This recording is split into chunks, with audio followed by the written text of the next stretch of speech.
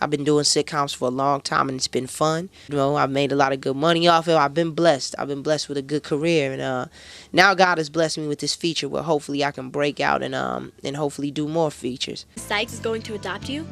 Not her, Jimmy. Somebody's got to keep the man on his toes. Gonna be the main event like no king was before. You need a ride to the cluck bucket? Or is the colonel picking you up?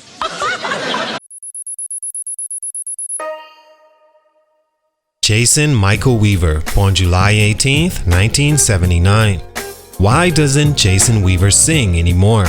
A question on a post I came across, and it reminded me of the question I and many have always asked when it pertains to Jason Weaver. Remembering the not so controversial and usually low-key Jason Weaver is one thing, but to remember how good of a singer he was is another. When you ask about the best voices in their prime in music, you would be surprised to hear the name Jason Weaver. But as a child, Weaver was on a level few singers have ever gotten to vocally, able to carry tunes that mimicked Michael Jackson, dare I say, not too far off. For those who haven't turned the channel yet, after hearing Jason Weaver's name being compared to the greatest artist and entertainer of all time, you may know a thing or two about the talent Jason Weaver possessed at just 13 years old when he played the role of Michael Jackson in the 1994 miniseries called The Jacksons: An American Dream. That year, he also flawlessly was the voice behind Simba on the classic animated feature The Lion King. Jason Weaver's voice was special, but he was not just a child star or singer / voice in the shadows. He began his acting career even before he got into music at just 10 years old in 1990 and has been all throughout the decade mostly known for his role in The Jacksons and the hit TV sitcom Smart Guy. He released his debut album in 1995 on Motown Records in a time the child star in hip-hop was the it thing to be and have success. Groups like Criss Cross, ABC, Illegal, Shaheem, and more. Weaver was ahead of them all as far as an all-around artist able to act just as well as he sang and the opportunities he was afforded because of it. His debut didn't perform so well on the charts, and soon after he was granted his release from Motown Records, where they then focused on the many successful featured artists on their On Fire label at the time. An EP followed in '96, and since then, the world wouldn't hear from Jason Weaver, the American child singer with so much potential, until 2003 when he sang the hook on Chingy's top 5 hit single One Call Away. The song put Jason Weaver in a position his talent was once again being recognized and remembered for how much potential it began with, leading to the question over the last 20 years, what happened to Jason Weaver and why didn't he continue singing after being so plugged into the music industry? In communities familiar with him, he's a legend in the game, but for these reasons, his music career didn't reach what many thought it could have. Let's talk about it. It's your boy JC, Stunted Growth Music. Let's get it.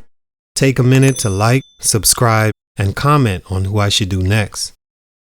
Jason Weaver is an American singer, songwriter, and actor from Chicago, Illinois, raised by his mother, who was a studio singer and well entwined with the music business and entertainment industry as a whole. That would later be the most important piece of information to come out of Weaver's story later in life. Being around the industry since day one made Weaver intrigued about the workings of it, and he got to practice around some of the best behind the scenes in the industry, soon getting his big break at 12 years old, playing Ernie in The Kid Who Loved Christmas, then working with Whoopi Goldberg and Oprah Winfrey on The Long Walk Home. These acting successes, along with the aforementioned Jackson 5 success and The Lion King, made some think Jason Weaver was headed to nothing but stardom and even legendary status. Stunt number 1, timing was off. In life in general, timing, as they say, is everything. In Jason Weaver's case, tipped the scale to his disadvantage as a musician completely. Although the early 90s was a melting pot for child stars in the music industry, mostly rap and hip-hop, there weren't many child music stars that were R&B singers, and most certainly none making music centered around the baby-making music popular in R&B at the time, which for the most part is what Weaver's debut album catered to. He not only was outside of the circle, if you will, of child rappers like Criss Cross, The Youngster, and ABC having success at the time being an R&B singer, but he was also making music even he doesn't think the world was ready for at the time, at least not from a 15, 16-year-old when his first album dropped. Surprisingly, not even his label Motown knew what to do with Weaver as a singer as far as marketing him to the public, because he didn't have the personality, look, or natural energy of the songs he was making.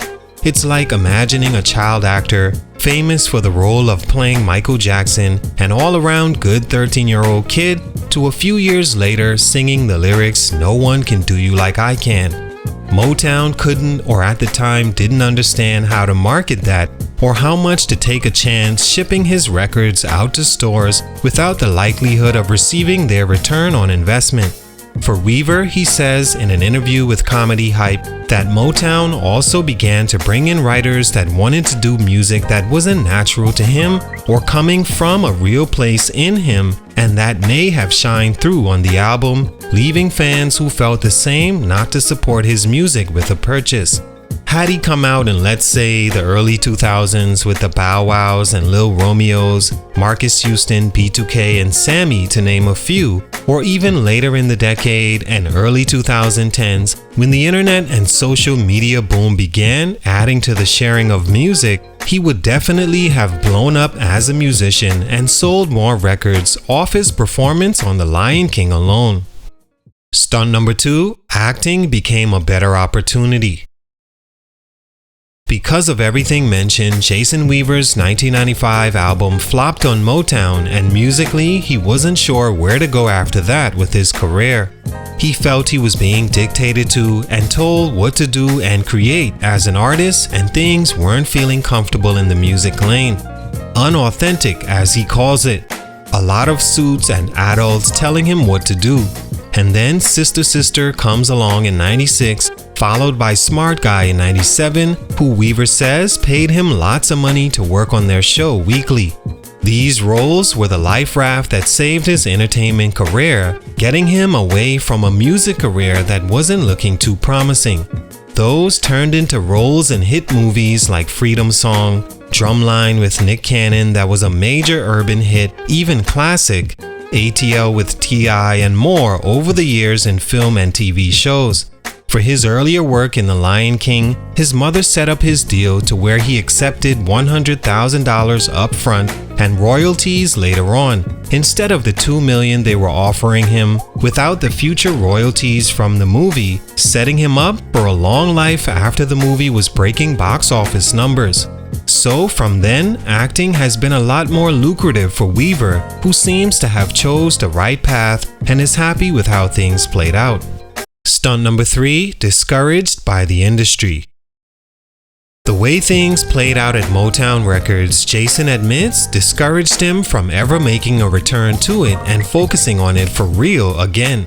Many believe after Chingy's One Call Away in 2004, he could have made his comeback right there. After the performance, he contributed to a top 2 song in hip-hop and top 5 song on the Billboard 200, but I think knowing he'd be placed in an atmosphere he wasn't comfortable being told what to do, what to write about, having to sing songs others wrote that he didn't have a hand in helping with, but having to dig deep for an attempt at the right emotions those songs were supposed to have, didn't feel right.